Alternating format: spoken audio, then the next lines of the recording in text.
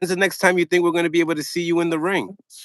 We got to put in one more on the books, man. I was trying to get three in, but it didn't manifest the way that we wanted to.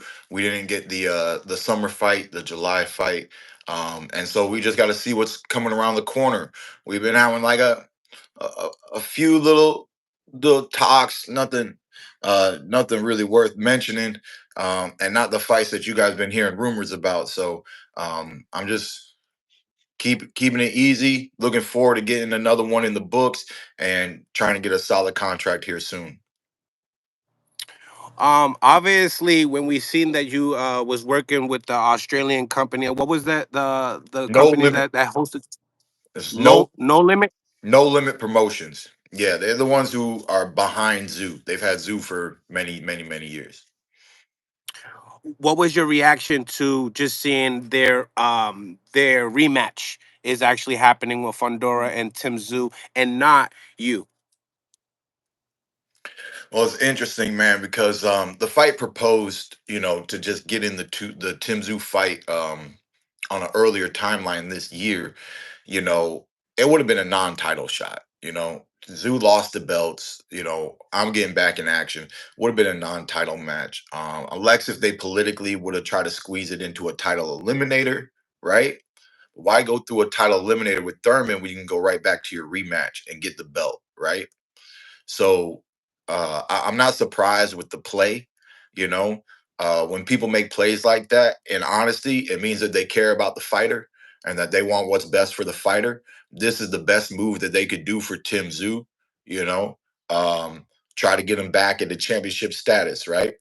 If he wins the fight, he's a two-time champion.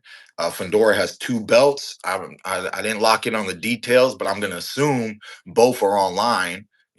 I mean, even though it's a rematch, I'm going to assume both of the titles are online. So that would make Tim Zoo, if he wins the fight, a unified champion.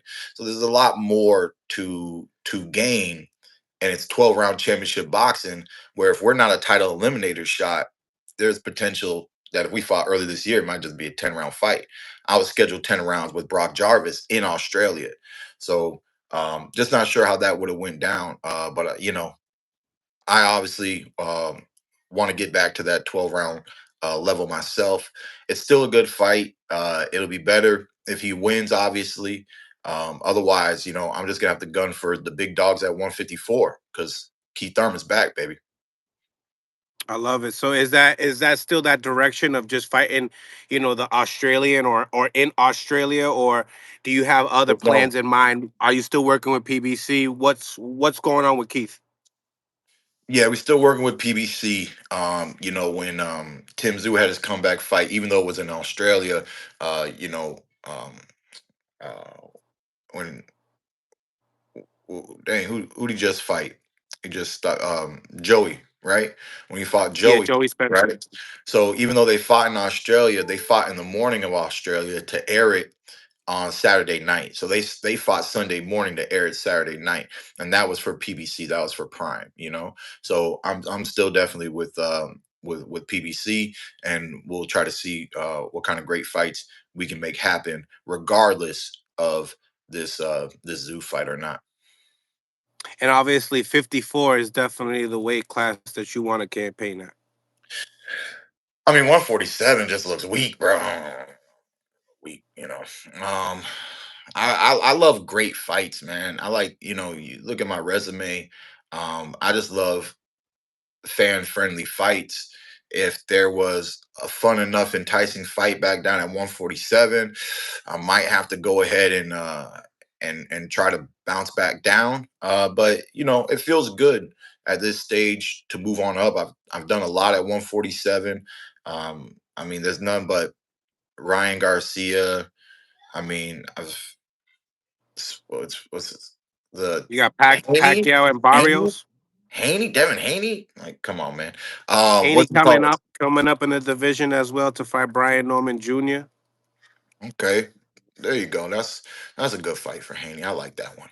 The the what was your last statement? I just Pacquiao and Barrios. We got like so much to okay. talk about. Yeah, so Yeah, so we're Pacquiao Barrios, man. yeah. Yeah, man. I mean, that's. let's just look at the card, man, coming on the 19th, man. I mean, I'm fighting, and regardless of if I've almost been in the ring with everybody. I'm trying to get in the ring with everybody. I want the belts at 154. I want the Fundora Zoo. I was scheduled for Zoo. Fundora got in, so we got a little history. And then I beat Barrios. I went to a split decision with Pacquiao. Uh, I mean, it's almost like, I mean, how am I not on the card? How am I not on the card? But at the end of the day, man, I could remix it up with anybody, man. That's what I'm saying. Like, I I don't want to. I don't fully feel locked in at 54. I just had one fight, I think it's gonna take a little bit of time, and of course, if I get a chance at the title, I'll be happy with that. But I just don't feel fully locked in at 54 because, like I said, I just like making great fights. Um, you know, Pacquiao coming back. I don't like when Pacquiao comes back off layoffs. When he fought me, he was active, even though he was at the age that he was very active. I think I was like his third fight that year or his third fight within like 13, 14 months, right? So he was very active at the time. And then when he fought Ugas after COVID, after the victory over me, scheduled to fight Spence, injury, had to fight Ugas, last minute replacement, yada yada yada. But Ugas got the best of him, right? And now coming off of another layoff, I think Mario Barrios can box smart and get the best of him. The dangerous thing is Mario Barrios is there to be hit. I caught him, I rocked him. Tank got him with a body shot, and you know Pacquiao is still gonna have some clippers. You know what I'm saying? Got, he gonna have some clippers on him.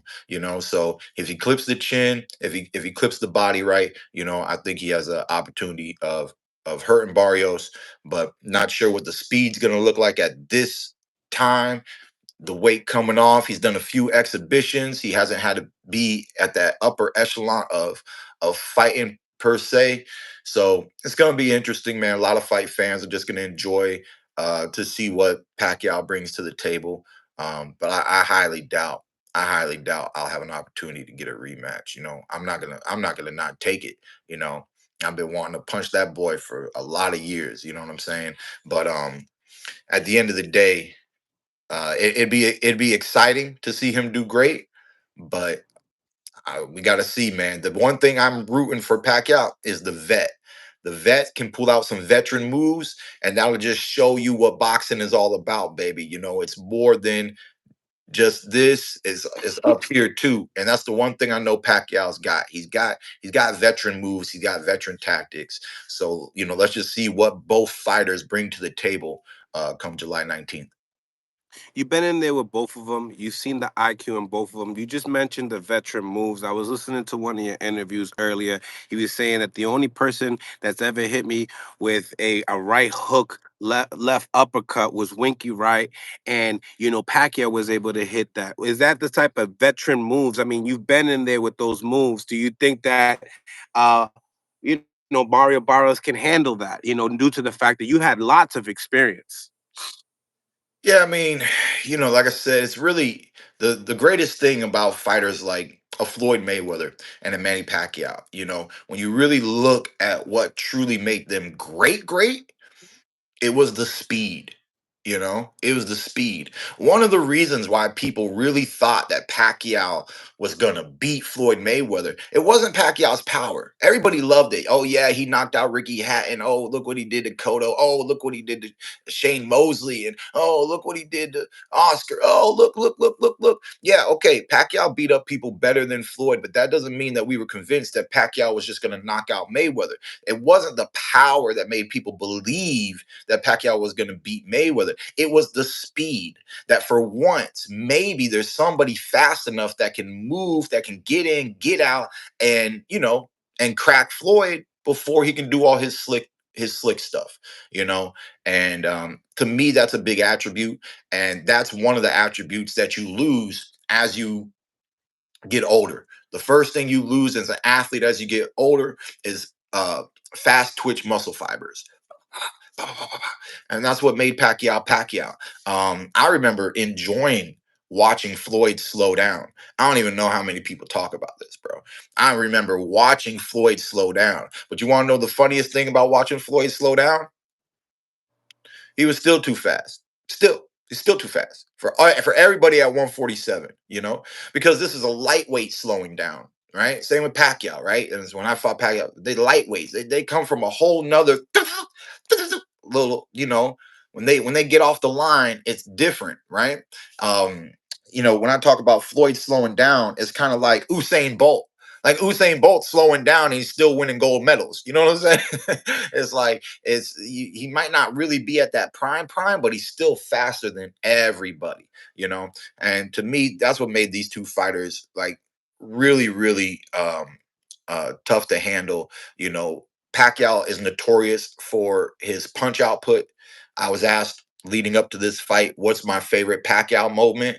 And I said, I don't have a favorite moment in time. That's my favorite Pacquiao moment. My favorite Pacquiao moment is any moment he's popping off an 8 punch combo, right? Them old school Manny Pacquiao. Got him on the ropes. He was trying to put a little bit of those tactics. Last time I remember seeing, I think he did it at AB. He tried to get a few off on AB. And when AB was on the ropes, and that was just one of my favorite things, man, because all my years of boxing, I just never remember coach throw that 8 punch combo. So I think that's very special, and it's something that's unique to Pacquiao, and I like watching that. As well, as well. And a big fan of your fight with him as well. The way you came back in that second half, it was you showed who you are as a real champion at that. And I was listening to you as well. Down 15 points, and within certain rounds, if you was able to persuade certain judges, the fight goes the different way. And I like how you broke that down because No, that's what boxing is. down 1 point, down 1 point that I could have made up with 15 punches, right? Throughout the fight, right? You get the Throughout the fight, yeah. CompuBox, you get CompuBox numbers. Thurman threw, he landed. Pacquiao threw, he landed. I'll tell you something funny about CompuBox, right? So Keith Thurman hit Manny Pacquiao with the most punches he's ever been hit with in a fight, right? Mm. My accuracy level was higher than any fighter he's ever been in the ring with, right? I put more hands on Pacquiao than anybody's ever put hands on him in a single fight, as far as accuracy goes. So, but he still won the fight, and that's the extra point came from the knockdown in the first round. It was a split decision with 1 point on the scorecards from one opposing judge, right? And so when you look at a fight that's like that, if I throw 15 more punches in the last, 30 seconds of a specific round or anything like that, it's you can just swing it. I just need to swing that one judge in specific rounds that were already right there. But when the bell went ding, he checked off Pacquiao. I just needed him to check off Thurman, and that's the thing, man. In football they say any given Sunday, and sports is not always about how good you are and everything that you do um, to win competitions. It's very important the effort you put in and the things that you do. But what elite sports comes down to, it's when you drop the ball. It's when you fumble. It's when you miss the final shot in game 7. Like, bro, the clock. You're down by 2 points. You're at the 3 point line. And it's going tick, tock, tick. He jumps, he shoots, and he Clutch moment. misses. And he misses. We've seen this in sports. Sometimes they make the clutch. Sometimes they miss the clutch. Sometimes Tiger makes the putt. Sometimes he misses the putt. You know what I'm saying? And from being champion and not being champion, you're talking about a 12-foot putt, you know? And that's just sports for you, man. So, like, I'm just grateful that I get to live this life, that I got to be at the highest echelon and to be in that moment in sports. It sucks to be on the losing end. I ain't gonna lie, baby. I needed some therapy after that one, boy. I ain't get none, but boy, I was not in a good headspace, man. Crushing champion, no champion. I don't mind. I always said I gotta. Oh, I'm not afraid to let it go. But what eats me up inside as an individual is winning a fight you should lose, right? It's like when dudes in the streets they lose a girl, but they knew they should have kept her. You know, they lose a girl, but they knew she was better than all the rest. Oh man, that was on me, dog. That was on me, man. Dang, Yup. she was right, man. I used to come home from work, man. She had the food ready, dog. I'm telling you, man. She treated man right, and like it'd be like that in life, man. We all lose some, win some, man. So I've had a long career, a beautiful career, but I'm just trying to put that icing on the cake and the cherry on top, man. At the age of 36, I just want to showcase what I bring to the table. You saw with Brock Jarvis, what the Thurman show is. Once again, what it means when you sign that contract against me and you think you actually going to do something. I got to remind you who you really talking to, bro. You know, this is an elite. You know, Where's where's where's where's that all-seeing eye? I'm in the ding. I'm over there. I'm at the top. Where's that? It's above. You know what I'm saying? I've been at the top, man. I don't play. I don't play in the ring, man. The skills are real. The IQ is real. And luckily for me, I don't know if it's just a form of getting older and just saying, you know what, I'm tired of all this other stuff, but I just got that dog back in me, man, where, I wanna hurt you, you know. I wanna knock your head off again and go home early and stay looking good for the wifey. Well, stay looking good for the wifey and fighting the top dudes in boxing. That shit gonna be hard to do. You talk about that cherry on top. What's your hit list? Everybody, everybody, send the contract. Send it. I mean, like I said, I would like a world title shot. I'll take world title eliminators because that'll put me back at least at a 12-round fight. You know, um, I'm And hearing. you need that. You need that, right? I mean, it's not even. It's. Do elite I fighters want it. need that? It's like I'm just so used to it. I want it. You know what I mean? I'm so used to it. You gotta understand with all like they really playing games with your man. They playing games with me because of all the inactivity and then popping my bicep tendon before a big fight with Tim Zoo in Las Vegas. You know, and so they're saying like, okay, look, Thurman. We know Thurman's a thoroughbred, but at 36, all these injuries, man, he might just be an injured racehorse. Like even if he wants to get back in the game, what's the saying that when he trains for a fight, he ain't gonna suffer another injury, right? So athletes go through this in sports, horse racing. You end up having somebody strong, fat, this and that, but then they get marked as damaged goods. And I think I was never marked as damaged goods, but I think they were throwing the question mark on it. You know what I'm saying? Danny Garcia didn't look good. He's retired now. Spence didn't look good his last outing. um Deontay Wilder just finally got a win. He hasn't been looking good. So there's not a lot of people from my generation. Terrence Crawford, um Andrade Laura is still looking good. Nobody knows if Manny Pacquiao is going to look good, right? So they put this on you, and you saw me out there and you saw me talking, right? You saw me talking before the fight. You saw everyone in Australia, no limit promoters. They were like, hey man, Thurman's different. He really came out here. He ain't no shy guy. He's talking his ish, but even them, I can see it. In the ring and I the can see media day it. too. I can see it in their eyes, bro. I can read your thoughts. You still questioning what's the fight gonna be like?